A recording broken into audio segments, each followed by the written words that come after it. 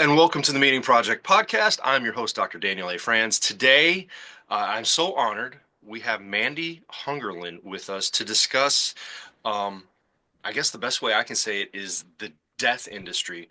Mandie, thank you for taking the time out of your schedule to come talk to us uh, about death. Now, I'll tell you, I mean, we do talk about that from time to time here on the podcast. Logotherapy teaches us that some of the meaning in life, the beauty in life, is recognizing that it's transitory, right? And that should give us some meaning every day to go do really cool stuff. But that's logotherapy, that's philosophy, that's psychology, right? My understanding is you approach this from a very personal position. I do.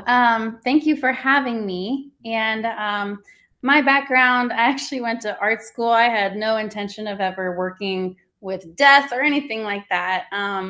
But I found myself working as a COO of a company called Dead Ringers. They do customer experience evaluation and training for death care professionals. So I'm sitting here listening to phone calls to funeral homes all day long and thinking, wow, there's a little bit of a gap here in how we're treating families in the darkest season of their lives. And I had been working there for several years, and I understood the concepts. And empathy is great. Let's talk about empathy. Let's teach on empathy. But everything really was just a concept until we experienced a significant loss in our family.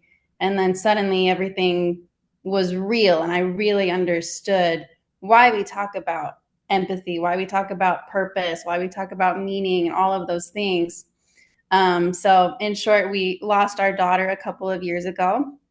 It was very unexpected. And just having that professional experience in death, it totally changed my perspective of what we were doing because now I had had the personal experience to go with it. Yes, but well, I'm so sorry for your loss. As a therapist, my heart goes out to you. That must have been an incredibly difficult time in your life. Yes. Um, I, I mean, you go from business leadership, COO, right, to, oh my goodness, this personal experience. And now I get what it is that we're doing. Yeah. What was that? I'm just so curious. That must have been a profound transition in your life. That changes people. It does. It does. And you know, I I have we focus on the customer experience over the telephone. And so there's already kind of a disconnect there because you're not here like seeing the faces, you're not seeing the body language of these people that you're coaching and training. You're just listening to their voice and how they're conveying things over the phone. And then me working in the operations, not necessarily being the one on the front lines teaching and training people, that's another level of disconnect.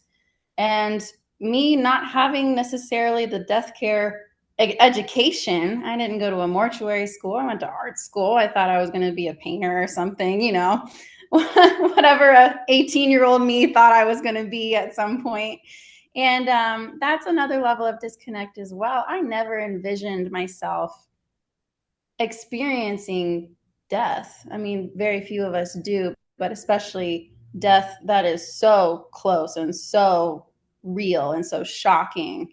It really, really changed my perspective. So now when I hear phone calls when I'm at work and I'm really thinking about, wow, someone on the other end of the line is feeling these dark feelings that I've felt, and we need to service these families better because now I understand.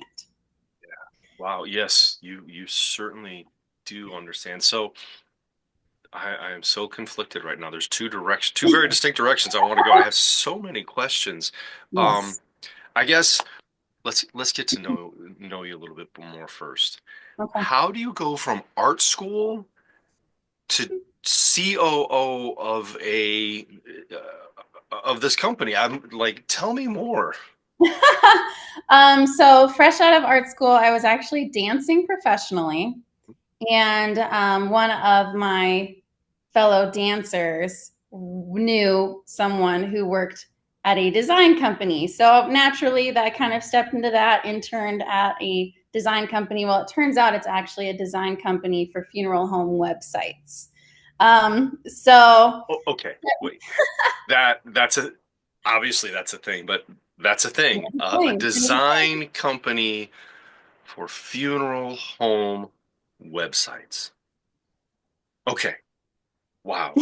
I mean, I swear I learn more on this podcast than I think I give sometimes, but wow, that's okay. Okay. Yes. And so naturally, I transitioned into working on death care design. And the owner of that company was partnering with a man named Paula Masters. He's very well known in the death care industry. If there's such a thing as a death care celebrity, that's him. And he was founding Dead Ringers. He was founding a company to focus on the customer experience, and they needed somebody to just be a surveyor, $5 a call, start making a couple calls and start building their portfolio. And I was that girl. I was like, fresh out of college, need some extra bucks. Here I am. I'll make some phone calls. And basically, over time, I just started seeing opportunities. It's a fresh company, so there were a lot of gaps. I have a lot of expertise in a lot of really random ways, and I started piecing all those together and eventually worked my way up into the operations management C-level. Yep. It's a very Congratulations. natural progression. Yeah, well, and it's interesting. We were talking before I hit the record button just about how we gather experience and knowledge throughout life, and definitely that definitely seems to be your path to be here. Now, I am curious. Let's go back to young, fresh out of art school, Mandy. What I mean, I love the idea of design. I think we all are called to beautiful design, right? Art, it can be so meaningful. Um, and like I can look at a painting and be like, wow, that's really pretty. But I'm, as you can tell by my background and the clutter back there, I'm pretty ignorant when it comes to actual design. What, I mean, you said kind of death industry website design. What is the motif there? What is that? Well, as far as graphic design goes, it's not very thrilling. It's calm color schemes and soft scripting and all of that lovely stuff. When I was in art school, I was big into I wanted to design book covers. I wanted to be more in like the illustration world, so bright colors and exciting themes and all of that wonderful things that excited young art students want to do. And but over time, as I was working with death and design and all of that, I started seeing that maybe I could make art that had a little bit more meaning. Um, and as I was starting to work with Dead Ringers, I was the design. I made the website. I helped with logo and branding and all of that as well. And that's where I kind of got to have a little bit more fun. Dead Ringers is a little bit more bright and colorful and slightly irreverent. You kind of have to be when you work with death all the time. And Yes. so that's where I got to have my fun, artsy flair. It's finally when I started working with Dead Ringers. Yeah, I think that's really interesting. And I think just the kind of expression of my ignorance here really I think that may be somewhat universal, right? Because I think we recognize, especially in the American culture, we don't do death well. There are other Yeah. cultures that do, right? The grieving process is a little bit more, well, honestly, quite healthy and exceptional. Mhm. And we avoid it, we hide from it, we shun it, we don't want to deal with it until all of a sudden it comes up and we have to deal with it. And so it is interesting to me to recognize, like, yeah, there's an entire industry out there. Apparently, there, as you said, are death industry celebrities. What does it take to be a I never thought I'd put these words together in my entire life. They don't teach you about this in grad school. What does it mean to be a death industry celebrity?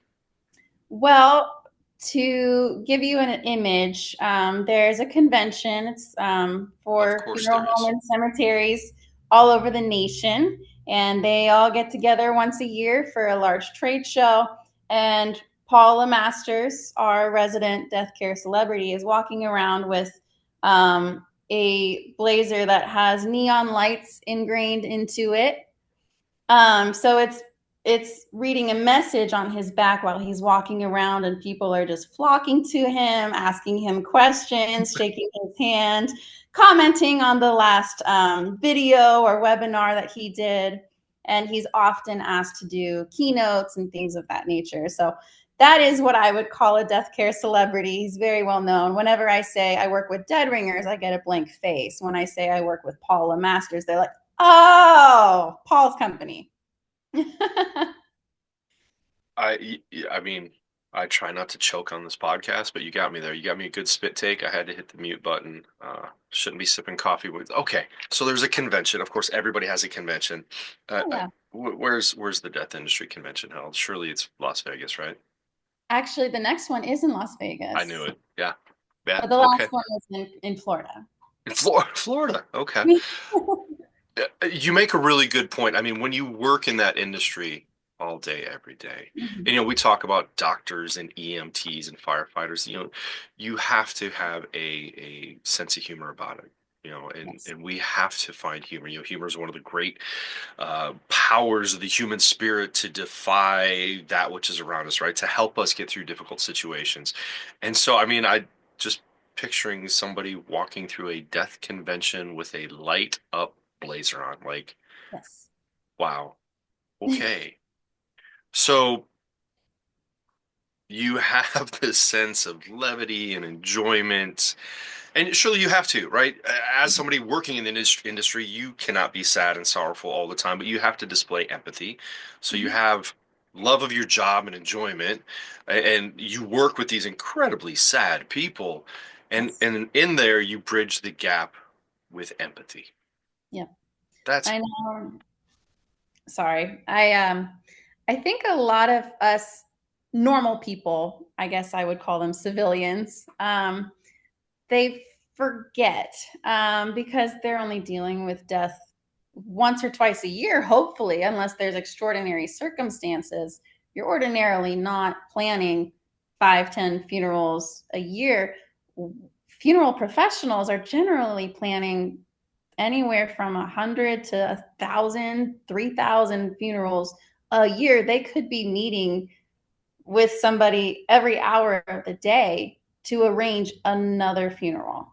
And they're getting called away from holidays. They're getting called in the middle of the night. They're getting called away from the date that they finally planned with their loved one. They literally deal with death all the time. And so it is very easy to get irreverent or desensitized because it's so daily. And at a certain level, you have to, because if you get emotionally depleted every single day, how hard is it going to be to get through the next year of your career, much less the next 40 years of your career, if you choose to decide to retire after that amount of time? So a lot of death care professionals, they're very numb.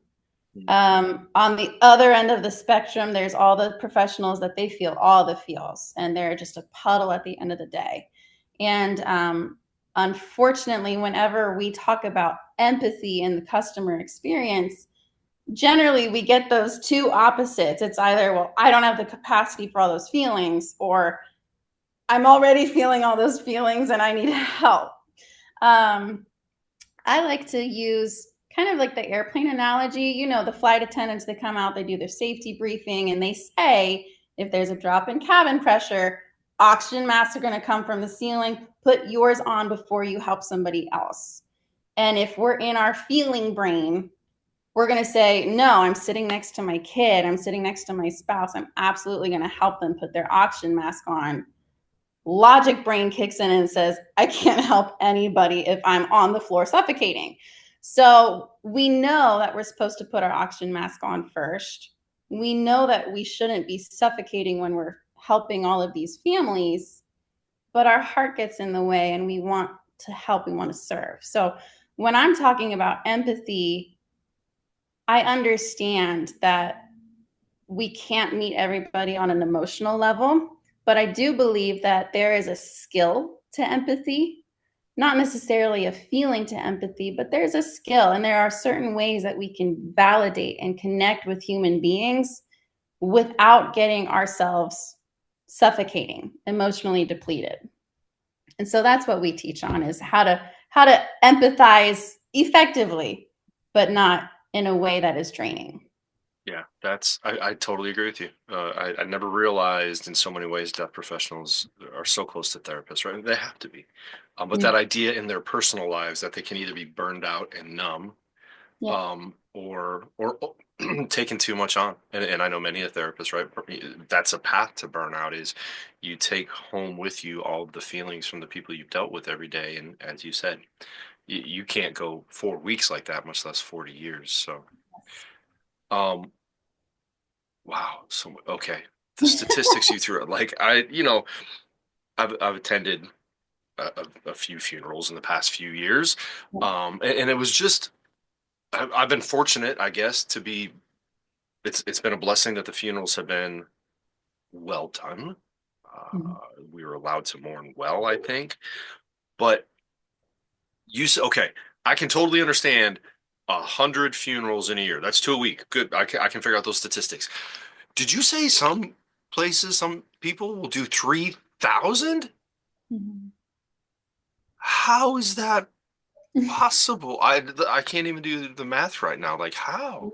Some funeral locations will do multiple thousands of funeral homes a year, and it boggles my mind as well. And you have to realize some of those are traditional funerals. They've got the visitation and the service and the graveside and all of that. Some of those are just direct cremations. That's what we call it when somebody they nix the whole service. They choose to do it on their own. They just get the cremation and all of that. So there is a spectrum of how much each family is getting serviced. But for every single family, there's still that time where you sit down with them face to face and you walk them through their options. And that's often one of the most taxing experiences because the grief is fresh. There's a lot of paperwork to be done, and there's a lot of feelings to be felt, and a lot of open things that need to be closed. You've got your estates and all of that. And then you have to talk money. After all of that, you have to talk money. Because unfortunately, as much as we hate to admit it, the death care industry is a sales industry. Every single family that comes in is getting a sale. And so navigating, and here's another thing, there's a lot of FTC regulations regarding how we talk about services and money, especially when it comes to death. And so navigating not only the regulatory issues, but the emotional, moral issues attached to death is just mentally exhausting. I had no idea. FTC being Federal Trade Commission, correct? Correct. Correct. Oh my goodness. Mhm. Wow. I certainly, I mean, I've always respected the industry. I certainly have a new respect for the industry, and it seemed, wow, that's amazing. So, tell me a little bit about. Okay, I love what you had to say about empathy. Maybe share a little bit. Empathy is an important skill for everybody, and not everybody's good at it, right? I joke I had to go to school for a couple extra years to be taught empathy, right? Yes. Um, what do you teach about empathy at Dead Ringers? So, like I said, empathy was always a good concept, right? It felt really nice to sit and listen to a couple phone calls and be like, oh, you need to sound more empathetic, and leave it at that. And we found that that wasn't working. Everyone's got a different perception of empathy. Some people think it's a feeling, and some people think it's unnecessary, and so on and so forth. So we started breaking empathy down into actionable, controllable steps. And when we started doing that, it transforms the customer experience. It transforms the business transaction, but it also allows us to start developing relationships with families. And that's what they need when they're in a time of shock, anger, grief. There's all of these different grief stages that they're ping ponging through. And we are supposed to be those stable professionals that they come to, they can stand on. We need to be able to develop trust and then build off that trust to establish that that meaningful customer relationship. And so empathy can be as simple as validating where they're at, acknowledging with some condolences and recognizing this is a hard phone call for you to have to make. Thank you for calling my business. It's validation, it's gratitude, it's asking open ended questions and giving a caller an opportunity to share their story. So often we hear a caller calls in, I need help with services. Well, do you want a direct cremation or do you want a service? That is a closed-ended question. That is a dead-end question, pun intended. And Okay, that was wow. There's that humor. Dang, that was a good one. You that's, caught me. that's Thanks for me. pointing it out, or I would have just let it go on by. Well, it when you work around death, you have to make some of those puns. I've got all sorts of death care puns under my belt. We'll see if any of them slide out. Oh my. Um, but those the open-ended questions, what people really want when they're hurting is an opportunity to open up. And so many professionals, they just want to get through the transaction. They're thinking about the next regulatory issue. They're thinking about the next service. They're thinking about the fact that they're on the phone and they've got people walking in for a funeral at the same time. They don't have time for empathy, all of that stuff that they're juggling. And they need to slow down for just a second, ask an open-ended question like, what kind of services are you envisioning for your mother? And give that person the opportunity to say, you know what, actually, I don't know, but I think I would like this or this or this. This would feel really meaningful. And so many people are just not getting that opportunity. So empathy doesn't have to look like, oh my gosh, I'm so sorry, you poor sweet thing. I feel everything that you're feeling. Empathy looks like giving people an opportunity to grieve, but with support. Beautifully stated. I agree with you. That's awesome. Wow. Um, so much information I didn't quite know here. As we said in the beginning, I love doing this podcast with interviews because I look at somebody's website. I'm like, this would be interesting, and off we go. And I have to admit, I am not prepared for what you were laying down here. Again, though, I think it has a lot to do with our cultures, even my lack of experience, lack of acknowledgement of Mhm. death as an industry. I mean, we go to a funeral home already sad and we're appreciative. I know from my experience, appreciative of the people that are working there, but they're in the periphery, right? They're kind of in addition, helping guide us through and get us from point A to point B. But it is fascinating to understand that there's an industry here in training and a trade show. And I understand you speak on a lot of these. I'm guessing you speak at the trade shows. Is this a speech you have in general for the local Rotary Club, or is it more about the deaf industry in particular? Well, it's starting with death care because that's what I know. Yeah. But really, I'm just kind of stepping out into the light as a speaker because in the past, I'm operations. I'm the one that runs everything behind the scenes. I make things happen. I babysit all the workers, and I make things do go the way that they're supposed to go. And being out in the limelight never really crossed my mind until, as I said, our daughter passed away when I had to make a funeral home call as the grieving person, not behind the scenes assessing how things were going. I really experienced that transaction mindset, not the empathy mindset. And it shook me. I was like, we really, really need to service families better. This is the worst day of their lives that they're making this call. How do we transform that experience and make sure that people are held and nurtured and guided through this process, not just like, cool, we got another one, walk them through, make that sale.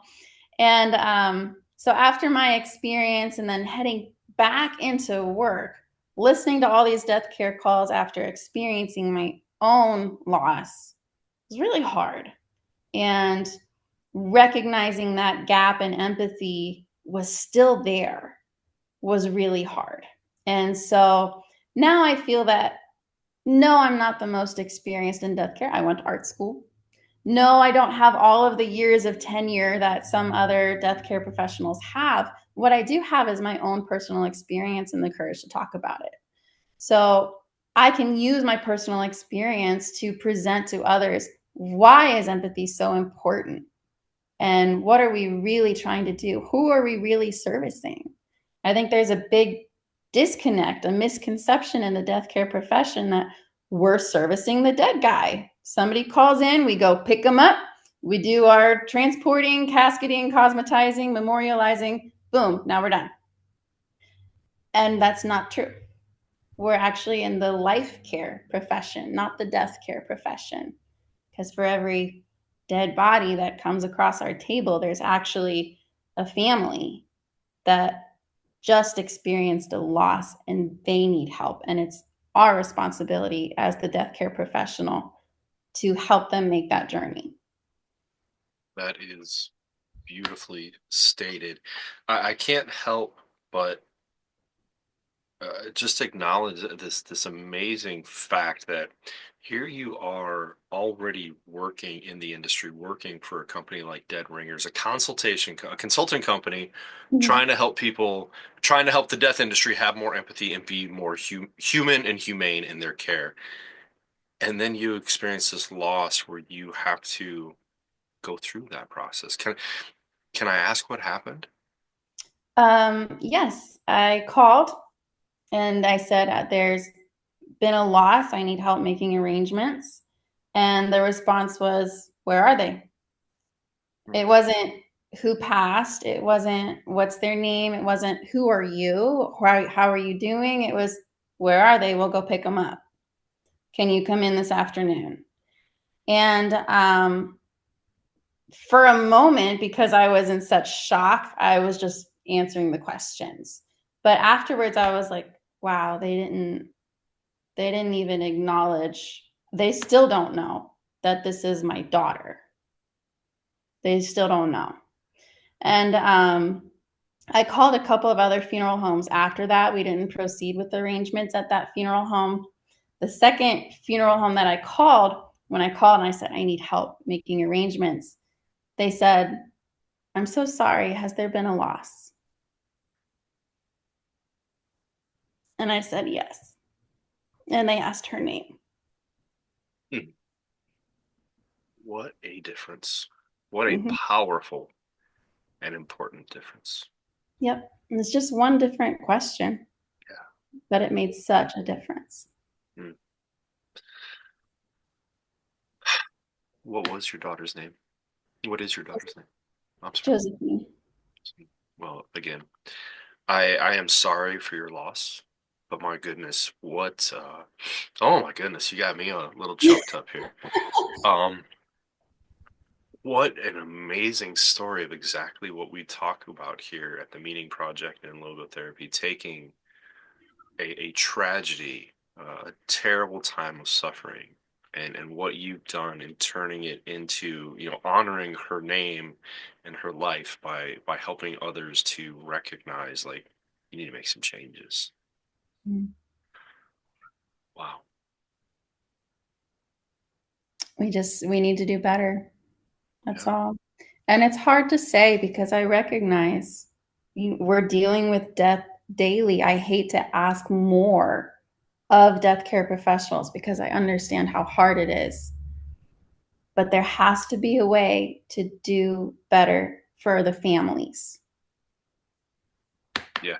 Well, and I think you offer a beautiful example. It really is, look, in my opinion, empathy is a skill we can all learn, and we should all learn and use and grow, just as much as we exercise ourselves physically. We need to exercise our emotional empathy.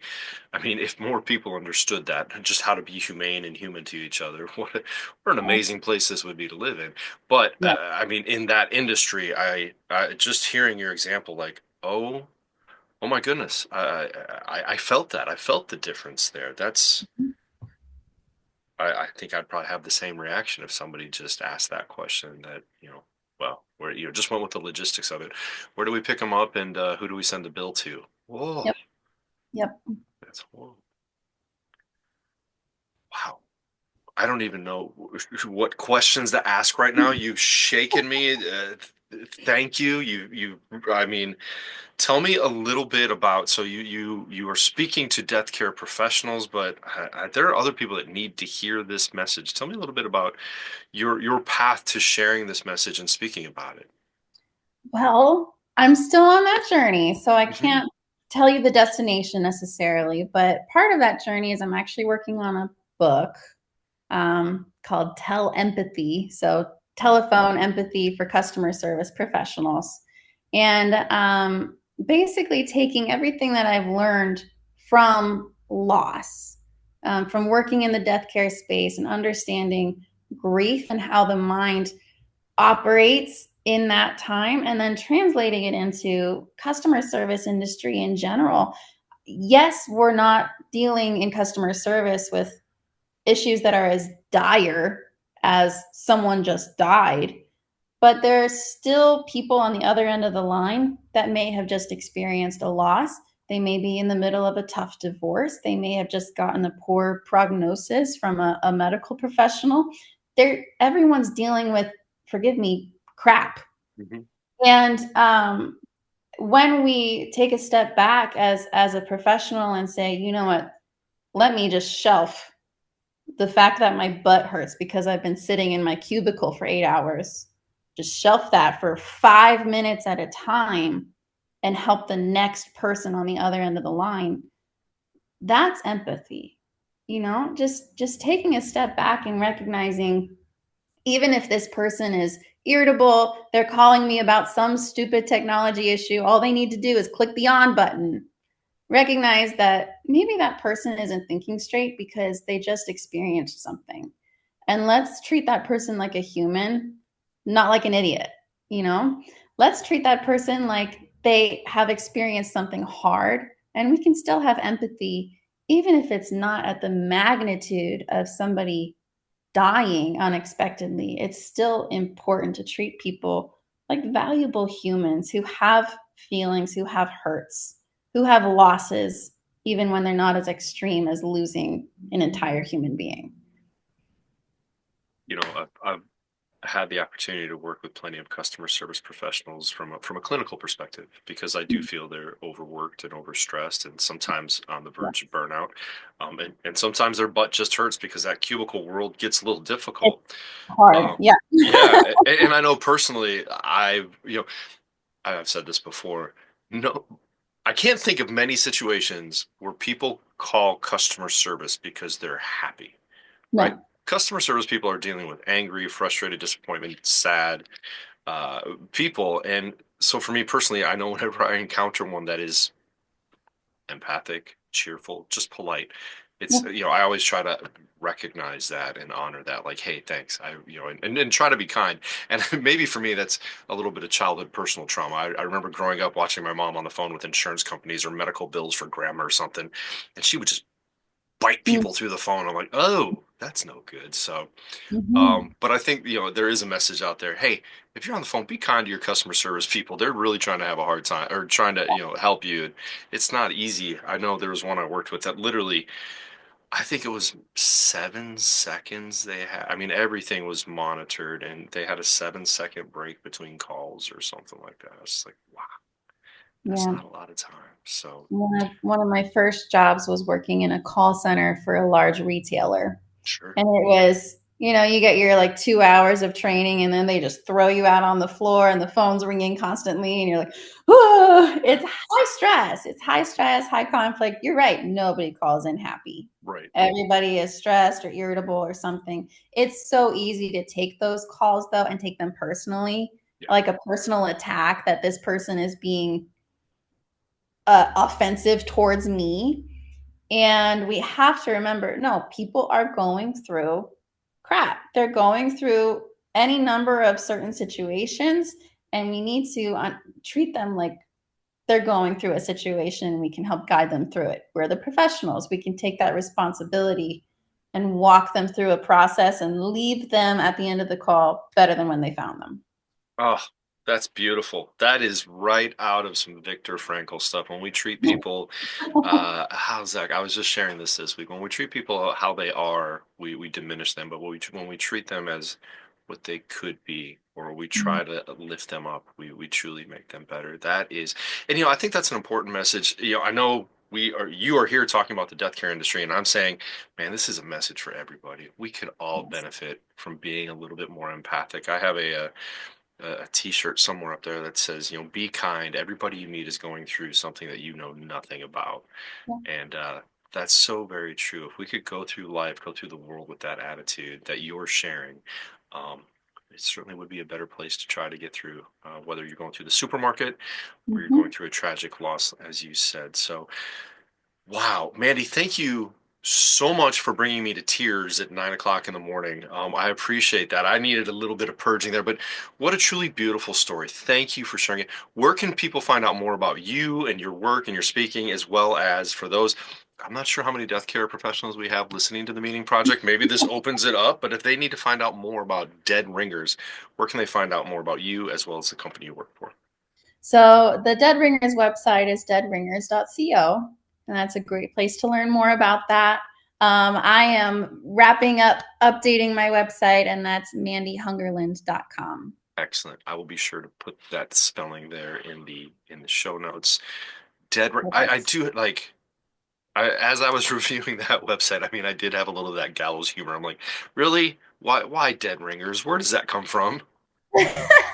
So that was actually Paul's wife's creation. Mhm. She is not in death care, but she's, always on his arm when they're at conventions and such. She's a beautiful woman, very sweet.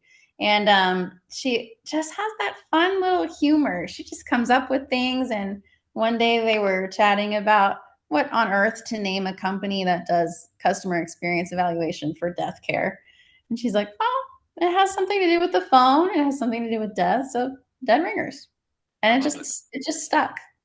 I I truly feel like I just need to come out to this convention in Vegas and just experience what goes on there. It sounds hey, we're all gonna die, right? We might as well find some ways to enjoy it, and hopefully, I think the best wish for all of us is to find a good death, to live life to the fullest, and as I said earlier, to recognize that in the transitoriness, there's something we need to do every day to, you know, to be worthy of this gift we have. So, absolutely. Mandy, thank you so much. It's been a pleasure, and I hope this helps you and your speaking, and maybe we'll talk again soon. Take care. Great. Thank you.